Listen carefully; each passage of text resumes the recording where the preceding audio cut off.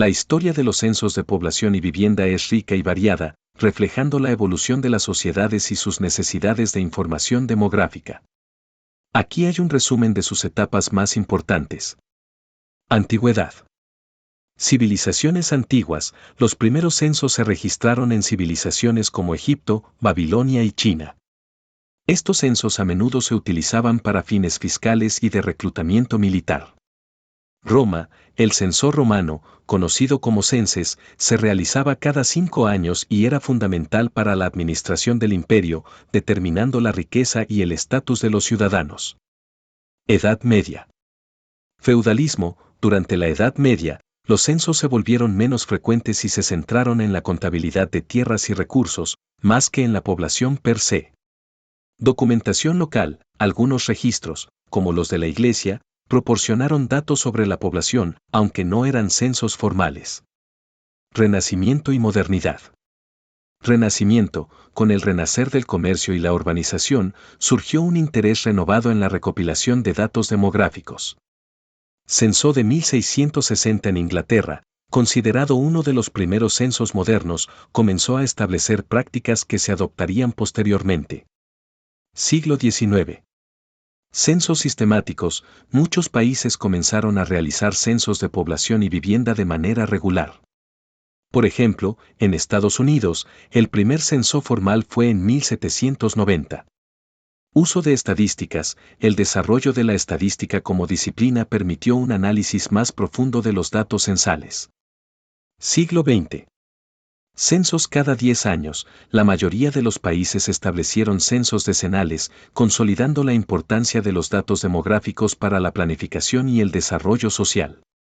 Innovaciones tecnológicas. La introducción de la tecnología, como las máquinas de tabulación, facilitó el procesamiento de grandes volúmenes de datos.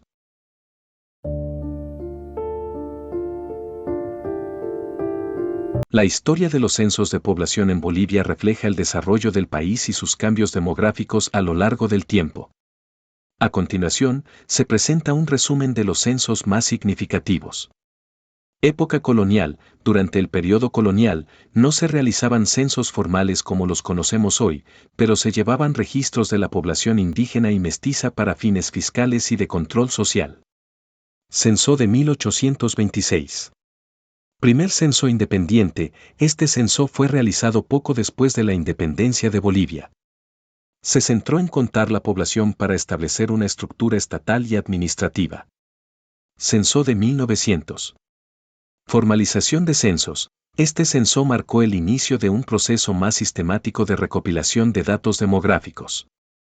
Se registraron aspectos básicos, como el número de habitantes y su distribución geográfica. Censo de 1950.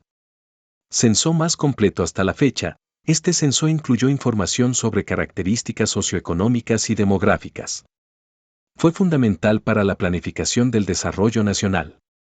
Censo de 1976. Contexto político. Realizado en un contexto de inestabilidad política, este censo enfrentó desafíos en la recolección de datos. Sin embargo, proporcionó información crucial sobre la población boliviana. Censo de 1992. Énfasis en la diversidad. Este censo incluyó preguntas sobre la identidad étnica y lenguas habladas, reflejando la diversidad cultural de Bolivia. Fue un hito en el reconocimiento de las poblaciones indígenas. Se utilizó nuevas tecnologías como la digitaliza cartográfica y lector óptico. Se consolidó como uno de los censos más completos. Censo de 2001. Actualización de datos. Se realizó para actualizar la información demográfica y se enfocó en aspectos como la vivienda, la educación y la salud. Censo de 2012. Este censo se caracterizó por el uso de tecnologías avanzadas y la inclusión de preguntas sobre condiciones de vida, acceso a servicios y aspectos económicos.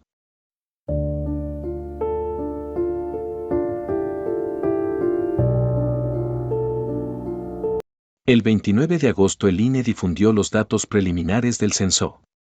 De acuerdo a ese informe, en Bolivia existen 11.312.620 habitantes, cifra alejada en casi 1 millón de personas a lo proyectado por la misma institución.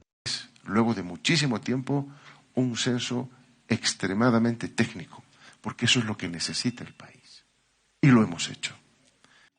Estamos haciendo varias políticas para tener información oportuna y correcta, porque para tomar decisiones oportunas y correctas te necesita calidad en la información. Esos datos generaron inconformidad en las autoridades. La primera que se pronunció fue la Gobernación de Santa Cruz, que el mismo 29 de agosto anunció su rechazo a los datos del censo. Posteriormente manifestaron lo mismo los alcaldes. Y resulta que en 12 años solo creció Santa Cruz 400,000 y algo más bolivianos, que los niños nacen y gateando se van al Brasil, a la Argentina, ¿dónde se van los niños? Indiscutiblemente una necesidad de revisar todo el proceso, de identificar dónde están los errores. Los mayores reclamos se dieron por parte de las autoridades de Santa Cruz y la ciudad del Alto.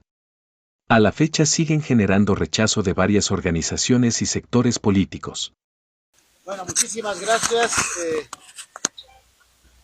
El Distrito Municipal número 14 ha determinado, o como decía nuestro secretario de la sesión, en un ampliado magno de los presidentes, rechazar de manera enfática y contundente